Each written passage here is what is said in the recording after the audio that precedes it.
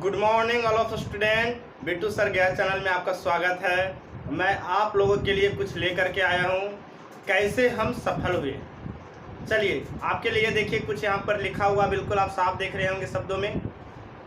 सफल व्यक्ति कभी हार नहीं मानते हैं। अगर आप सफल होना चाहते हैं तो आपको हार नहीं मानना होगा, और हार मानने वाले व्यक्ति कभी सफल नहीं होते। तो आज से आप ठान लीजिए कि हमें सफल होना है, अर्थात हमें कभी हार नहीं मानना है। चलिए तो कैसे हम सफल होंगे इसके बारे में हम आज चलते हैं। जो बच्चे क्लास 10th में या क्लास 12th में होंगे, अपना बोर्ड एग्ज़ाम देने वाले होंगे, तो उनके पास बहुत ही कम समय अभी बच चुका है। मात्र अगर हमारा फरवरी से लेकर मार्च तक अगर एग्ज़ाम हो जाती है तो हमारे पास अभी मात्र और मात्र 5 महीने बच चुके हैं।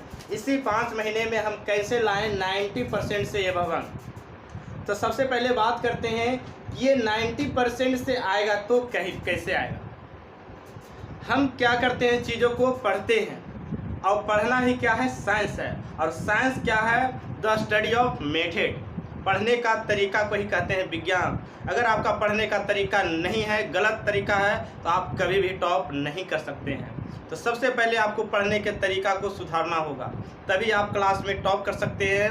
बिहार में आप टॉप कर सकते हैं, अपने स्टेट में टॉप कर सकते हैं। तो चलिए आपका देखिए हेडिंग है 2020 में 10th में 90% से एबव कैसे लाएं। तो चलिए इसके लिए हम कुछ महत्वपूर्ण बिंदु पर ध्यान देते हुए, यहाँ देखिए बोर्ड पर हम कुछ लिखे हुए हैं। सबसे पहला नंबर लिखा हुआ है हमारा जो आज से बचे हुए जो है अक्टूबर से अगर हम जोड़ते हैं तो फरवरी तक 5 महीने मेरे पास अभी मात्र बचे हुए हैं। ऐसी 5 महीने में हमको क्या करना है, तैयारी करना है। सबसे पहला नंबर, सूरज की तरह वही चमकता है जो सूरज को जगाता है। पुनः समझिएगा, सूरज की तरह वही चमकता है जो सूरज को जगाता है। अर्थात सूरज को आप कब जगा सकते हैं, जब आप सूरज से पहले उठिएगा। अर्थात प्रतिदिन सुबह में आपको 2 से 3 घंटे जरूर पढ़ना है। अगर आप 90% से एबव अंक लाना चाहते हैं तो 2 से 3 घंटे सुबह में सेल्फ स्टडी आपको जरूर करना होगा। ना तो उस समय कोई क्लास, ना तो उस समय कोई और काम, ना तो व्हाट्सएप, ना तो टिकटॉक, केवल और केवल पढ़ना और वो रिमेंबर करना, कंसेप्ट के साथ अपना पढ़ना, उसको रिमेंबर करना, उसको समझना सुबह में। तो ये 2 से 3 घंटा जो भी स्टूडेंट अगर ये काम नहीं कर रहे होंगे तो आज से आप ठान लीजिए कि मुझे 2 से 3 घंटा सूर्य उगने से पहले पढ़ लेना। चलिए तो लगभग आप अगर टाइम देखा जाए तो आप 2 से 3 घंटे पढ़ने के लिए आप 3 से लेकर के 6 तक, या तो 4 से लेकर के 6 तक आप 2 घंटे पढ़ सकते हैं। जैसी आपकी क्षमता है उस तरह से आप पढ़ सकते हैं। पढ़ने के लिए किसी चीज़ को रट्टा मन नहीं मारिए, कंसेप्ट के साथ पढ़िए आप। तो चलिए तीसरा पॉइंट में वही लिखा हुआ है, रट्टा ना मारे। जब भी किसी चीज़ को पढ़ते हैं तो उसे रटिए नहीं, चाहे वो कोई भी विषय क्यों ना हो, चाहे वो साइंस हो, आर्ट्स हो, हिंदी हो, संस्कृत हो, या कोई भी सब्जेक्ट क्यों ना हो, उसे रट्टा कभी भी नहीं मारिए। बेसिक कंसेप्ट को समझकर 3 बार पढ़ें। पहले नंबर उसका जो बोल रहा है किताब में, जो क्वेश्चन बोल रहा है, उसके बेसिक कंसेप्ट को समझिए कि क्वेश्चन क्या बोल रहा है, आंसर क्या बोल रहा है, उसके अपने अंदर उसका आंसर का फीलिंग लाइए, ताकि आपको पता होना चाहिए कि आंसर हमें क्या बता रहा है, क्या हमें ज्ञान दे रहा है। तो ये कब होगा, जब आपका बेसिक कंसेप्ट के साथ उसे पढ़िएगा। रट्टा जब मारिएगा तो आप कभी भी टॉप नहीं कर सकते हैं, केवल आप पास कर सकते हैं। तीसरा पॉइंट, गणित और विज्ञान में आप कभी भी चीज़ों को पढ़ें तो चित्र बनाकर अध्ययन करें। जैसे विज्ञान में फिजिक्स का हो गया, केमिस्ट्री का हो गया, बायोलॉजी का हो गया, इसमें आप चित्र बना करके इसका अध्ययन करें। तब आपको, क्योंकि ऐसा कहा जाता है शिक्षा के क्षेत्र में कि जब किसी चीज़ों को आकृति देखकर, फिगर देखकर अगर उससे पढ़ा जाता है तो ज़्यादा देर तक हमारे माइंड में वो कवर रहता है, और ज़्यादा समय तक हमारे माइंड में रहता है, और वो लंबे समय तक चलता है। तो आप लोग किसी भी चीज़ों को अगर आप बनाते हैं, प्रश्न को, जैसे ज्योमेट्री में, वृत्त संबंधित क्षेत्रफल में, या आप कह सकते हैं वास्तविक संख्या में तो कुछ नहीं है, जिसमें आपका फिगर है, तो वहाँ पर आप ज़्यादा से ज़्यादा कोशिश करिए कि आप जब एग्ज़ाम बोर्ड में जब एग्ज़ाम दीजिएगा तो आपके कॉपी में फिगर बहुत ही होना आवश्यक है। यह चाहे तो एसएसटी हो या तो फिगर नहीं अगर बना पाते हैं तो इस तरह से आप बनाएं, निर्देश करें, किसी तरह से हेडिंग दे करके उसे समझाएं अच्छी तरह से। अगला 5वां नंबर पर आप पढ़ें तो कैसे पढ़ें और किससे पढ़ें। किससे पढ़ने पर हम अच्छी तरह से बने कि हम टॉप कर सकते हैं क्लास में और अपने स्टेट में टॉप कर सकते हैं। सबसे पहला नंबर, मैथ साइंस के लिए आप एनसीईआरटी का फोकस करें। मैथ साइंस जो है ये एनसीईआरटी पर बेस हमारी स्टेट लेवल गवर्नमेंट प्रश्न पूछती है, तो एनसीईआरटी को आप इसको 2 बार 3 बार 4 बार इसे पढ़ें। एनसीईआरटी का ये खूबी होता है, इसे जितना बार पढ़िएगा ज्ञान उतना बार आपको और अधिक देते रहेगी। तो एनसीईआरटी को कम से कम तो 2-3 बार जरूर इसे पढ़ें, हर प्रश्न को लगाएं, हर न्यूमेरिकल लगाएं इसका। दूसरा, कोर्स बुक को आधार बनाएं। आपका जो कोर्स बुक है उसका आधार बनाएं, ना कि कोई गाइड को आधार बनाएं।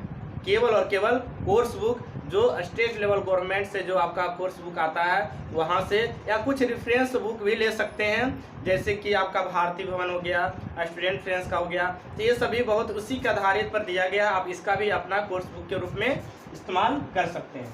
आगे बात करते हैं 6ठा नंबर पर, प्रत्येक दिन हर विषय पर 1 घंटा सिलेबस के अनुसार पढ़िए। जो आपका कोर्स है हर एक दिन हर एक सब्जेक्ट पर 1 घंटा आपको पढ़ना है, ये आप अपना टारगेट बना लीजिए।